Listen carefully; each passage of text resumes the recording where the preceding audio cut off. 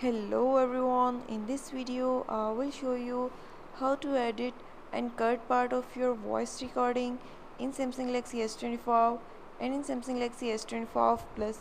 Before starting this video, please subscribe for more videos and watch complete video.